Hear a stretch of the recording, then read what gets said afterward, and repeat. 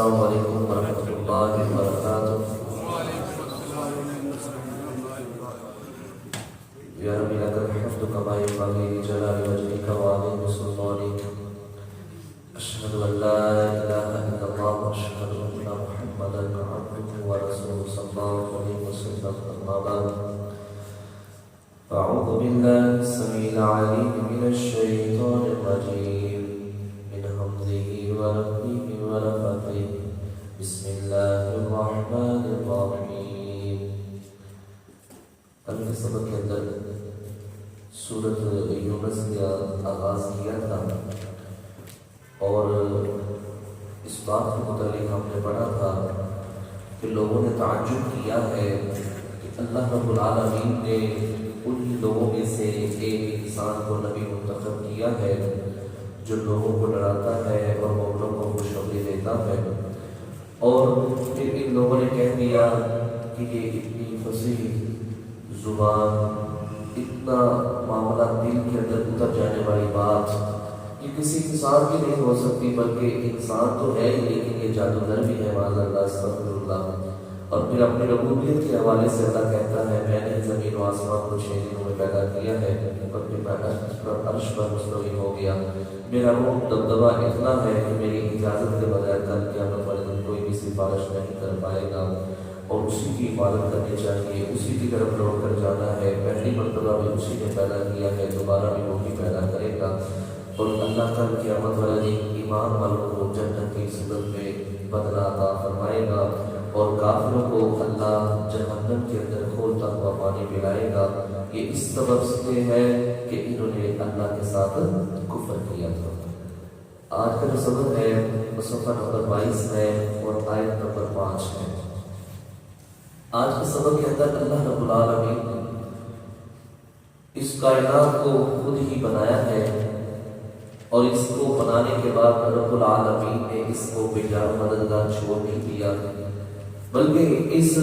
پوری کائنات کے نظام کو چلانے والی ذات اللہ وحدہ لا شریک اکیلی ہے، اور ایک ایک چیز کا میرا رب تذکرہ کرے گا، ایک ایک چیز کا نام لے گا جس کو میرے رب نے پیدا کیا ہے، اور پھر اس کے نظام کے حوالے سے بھی اللہ تفصیل میں بات کریں گے، مزید ہم انشاءاللہ سبق کے اندر پڑھیں گے۔ فرمایا هو الذی، اللہ وہ ذات ہے، جعل الشمس، جس نے بنایا ہے سورج کو، ضیاء، روشن، نور، ضیاء والا، والقمر، اور چاند، نورا، نور والا بنایا ہے۔ اب یہ سورج اور چاند دیکھنے میں تو دونوں ایک ہی چیز لگتی ہے، لیکن اللہ دونوں کے لیے لفظ الگ الگ استعمال کر رہا ہے۔ ضیاء کا معنی یہ ہے کہ ایسی روشنی جس کے اندر حرارت بھی ہو، ایسی روشنی جس کے اندر حرارت بھی ہو، اور نور ایسی روشنی کو کہا جاتا ہے جس کے اندر روشنی تو ہو لیکن حرارت نہ ہو۔ دیکھیں رات کو چاند نکلتا ہے، چوتھی رات کا چاند پورے جوبن کے اندر ہوتا ہے، فل بڑا ہوتا ہے، اور روشن بھی خوب ہوتا ہے، لیکن اس کی تپش نہیں ہوتی، اور ایسے محسوس ہوتا ہے جس طرح سورج ہے۔ اور یہ جو سورج ہے یہ تھوڑے ہلکے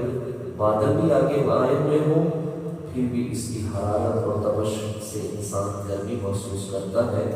اس لیے میرے رب نے سورج کے لیے ضیاء کا لفظ بولا ہے اور چاند کے لیے نور کا لفظ بولا ہے،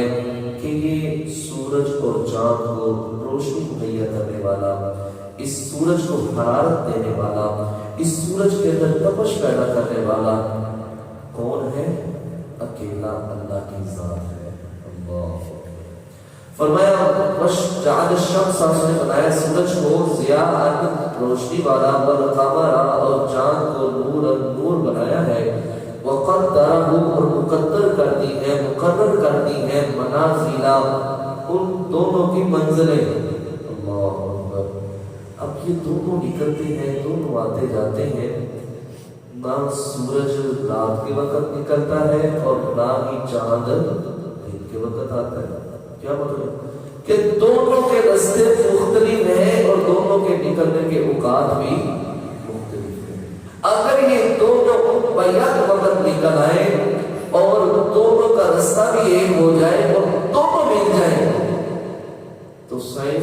بعد سے پھر ایک ایسا معاملہ درپیش آئے گا کہ دنیا اور آسمان کا نظام ہی دربدر ہو جائے گا. یہ سیارے جتنے چل رہے ہیں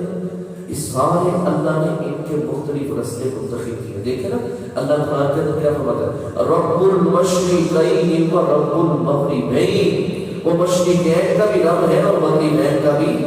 رب ہے. سورج سردیوں میں ایک اور سمت سے نکلتا ہے اور گرمیوں کے اندر ایک اور سمت سے چلتا ہے.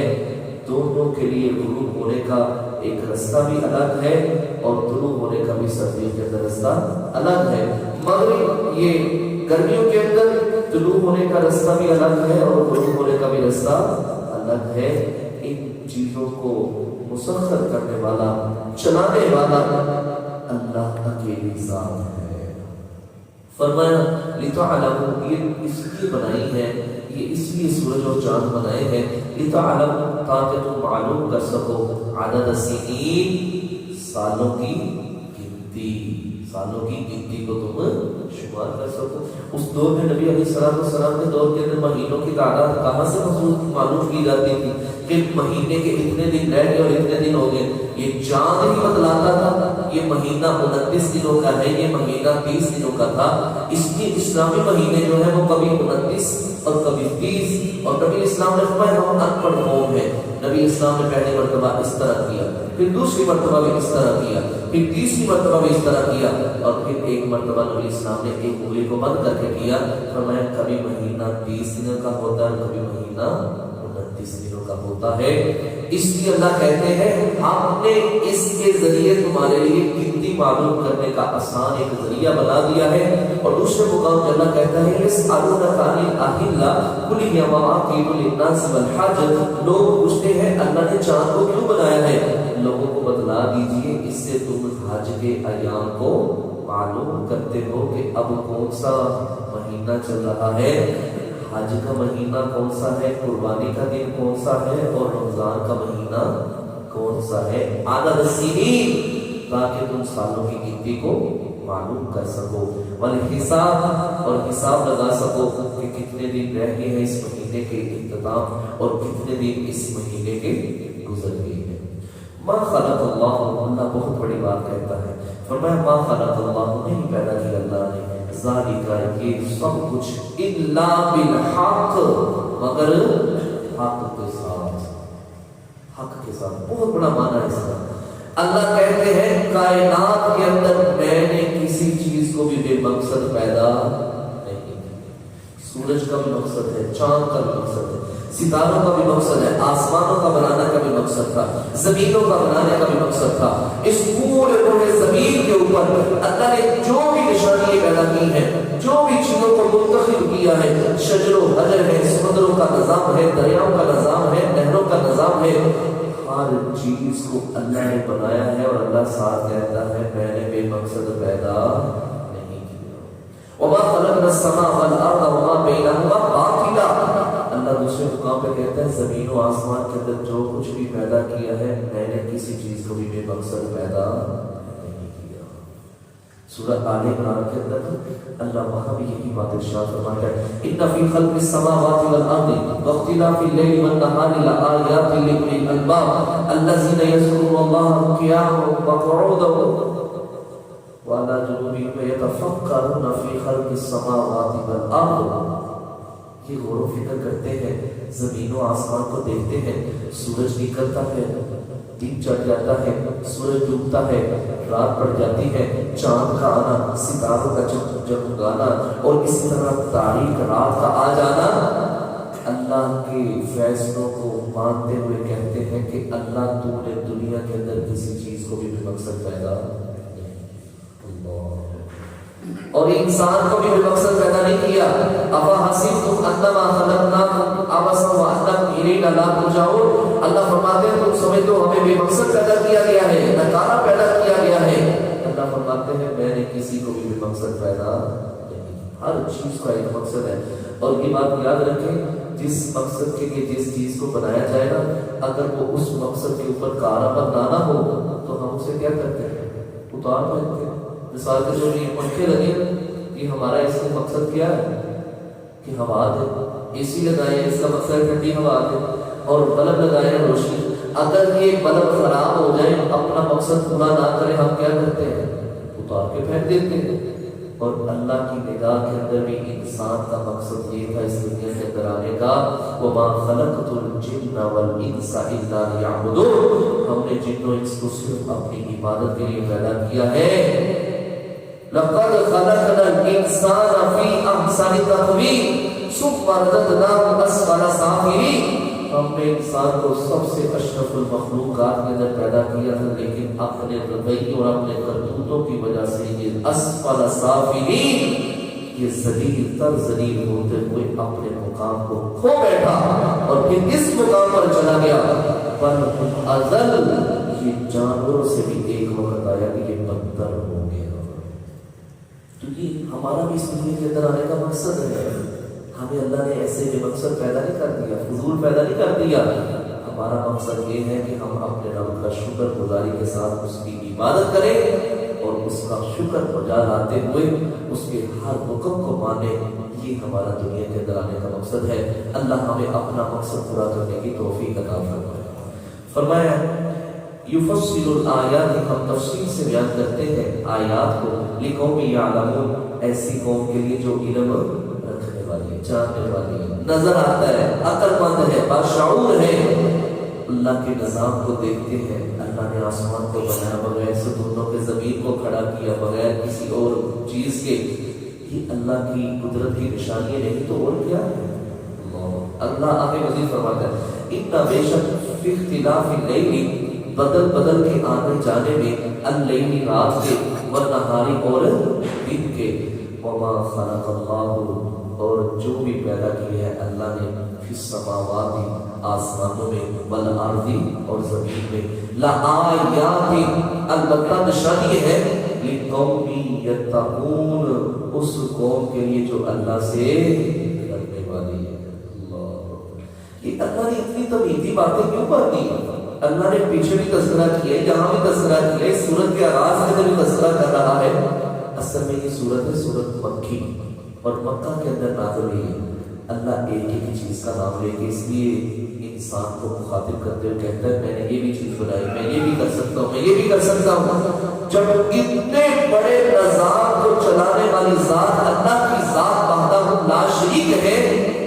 ایک 5-6 فٹ کے انسان کی مدد کرنا، اس کے معاملات کو ہینڈل کرنا، اس کی ضروریات کو پورا کرنا، اللہ کہتا ہے الیس اللہ بکاف عبدا، اس پورے نظام کو چلانے والی ذات میں اکیلی ذات ہوں، کیا ایک اکیلے بندے کے معاملات کو میں اللہ رب العالمین اکیلا نہیں چلا سکتا؟ کیوں دھکے کھاتا ہے؟ کیوں جاتا ہے کہ مجھے ادھر سے اولاد ملے گی، ادھر سے رزق ملے گا، ادھر سے شفا ملے گی؟ ھذا خلق اللہ فارونی ماذا خلق الذین من دونی، کائنات کے ذرے ذرے کو بنانے والی ذات اللہ کی ذات ہے۔ اللہ کہتا ہے مجھے ایک ہی چیز دکھا دو کہ باطل نے اس چیز کو پیدا کیا ہے، اگر تو وہ طاقت رکھتے ہیں تو ٹھیک ہے، اگر نہیں رکھتے تو یہ بات یاد رکھو، من قطمیر، یہ کھجور کے اندر سے گٹھلی کے اوپر ایک ہلکا سا قبر ہوتا ہے، اللہ فرماتے ہیں من قطمیر، یہ تو اس گٹھلی کے قبر کے بھی مالک نہیں، اتنی بھی کے اندر تصویر نہیں۔ تو میرے بھائیوں، اللہ کہتا ہے جب سب کچھ بنانے والی ذات میں وحدہ لا شریک ہوں تو مجھ سے مانگو، کون سی چیز کی کمی ہے؟ میں کس چیز کو پورا نہیں کر سکتا؟ ابراہیم علیہ السلام کو آگ سے بچایا تو میں نے، سمندر کے اندر سے موسیٰ علیہ السلام کو بچایا تو میں نے، مچھلی کے پیٹ کے اندر جگہ دی تو یونس علیہ السلام کو تو میں نے، محمد صلی اللہ علیہ وسلم کی مدد کی تو میں نے، ہر کام کرنا میرے لیے آسان ہے، میرے اندر کون سی کمی ہے جس وجہ سے تم غیر اللہ کی عبادت کرتے ہو؟ بہرحال اللہ آگے فرماتے ہیں ان الذین، بے شک وہ لوگ، لا یرجون، جو نہیں امید رکھتے، لقاءنا، ہماری ملاقات کی، ورضوا، اور وہ راضی ہو گئے ہیں، بالحیات الدنیا، دنیا کی زندگی کے ساتھ، وطمئنوا بہا، اور وہ اس بات پر مطمئن ہے، ان کو بڑا اطمینان ہے،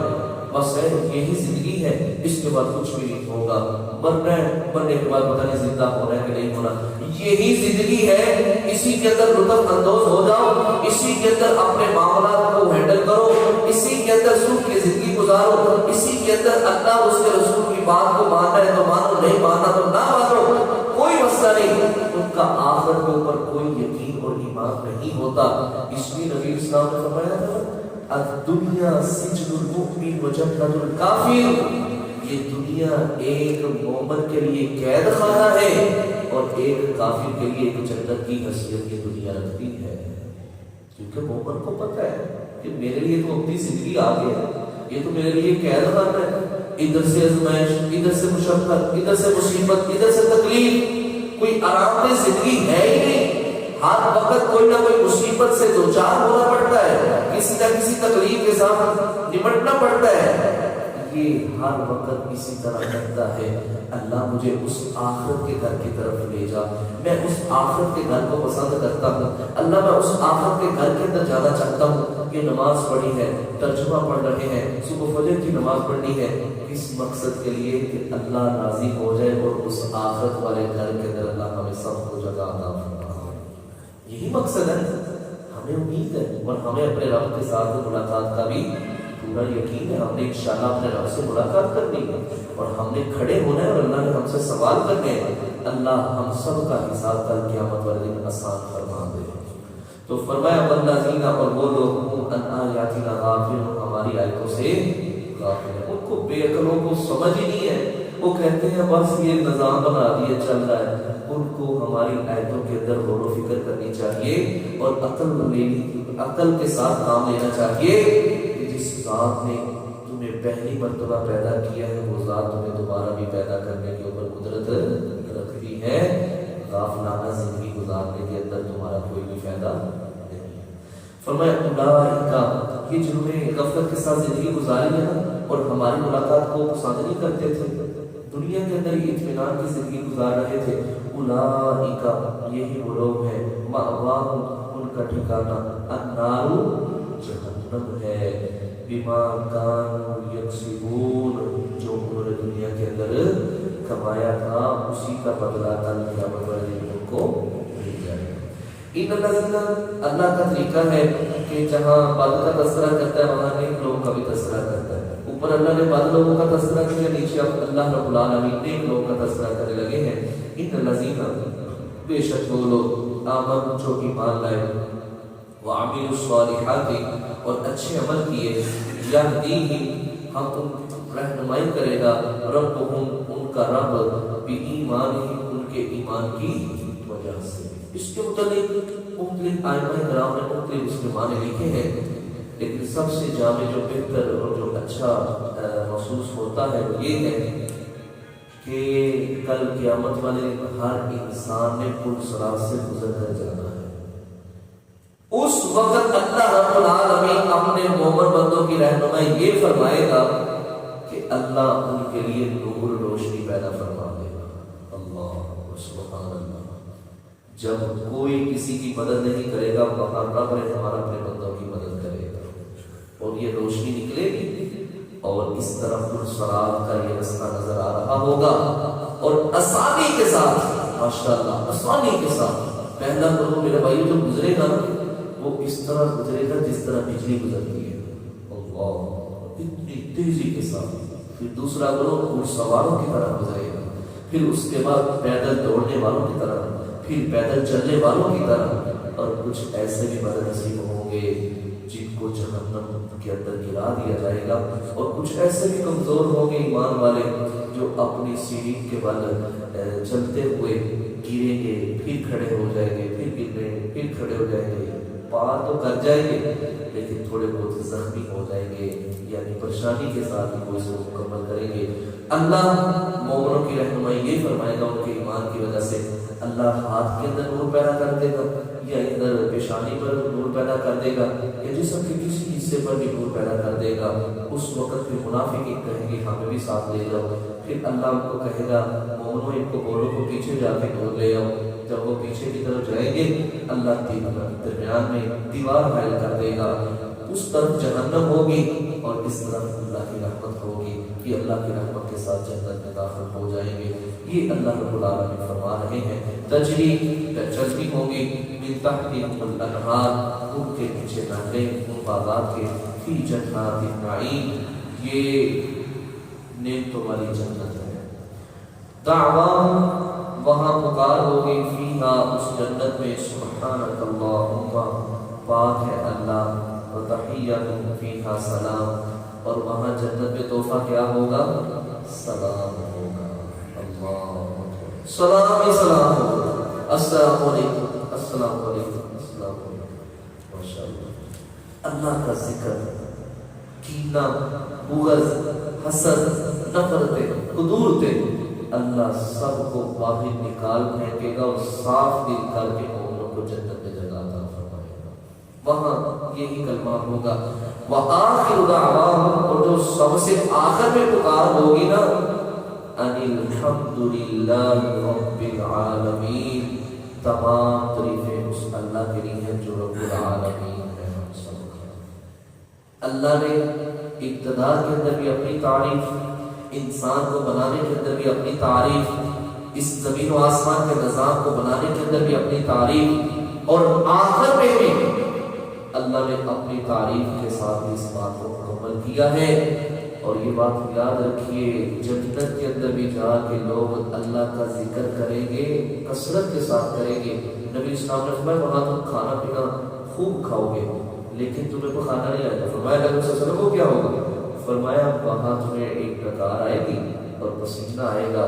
الحمدللہ، سبحان اللہ، یہ کہنے سے تمہارا سارا کھانا ہضم ہو جائے گا۔ وہاں بھی انشاءاللہ ہم اللہ ہی کی تعریفیں کرتے رہیں گے۔ الحمدللہ رب العالمین، تمام تعریفیں اللہ کے لیے ہے جو تمام جہانوں کو پالنے والا ہے، جو تمام جہانوں کا رب ہے۔ اللہ سے دعا کیجیے، جس نعمت، جس عظیم نعمت کا ابھی ہم نے تذکرہ سنا ہے، پڑھا ہے، جنت النعیم، اللہ ہم سب کو اس جنت کا حقدار بنا دے۔ اللہ ہمیں اسی طرح جس طرح اللہ کے گھر میں اکٹھے ہیں، اللہ ہمیں اسی طرح اپنی جنت میں بھی اکٹھا فرما دے۔ آمین۔ سبحانک اللہم وبحمدک، اشہد ان لا الہ الا انت، استغفرک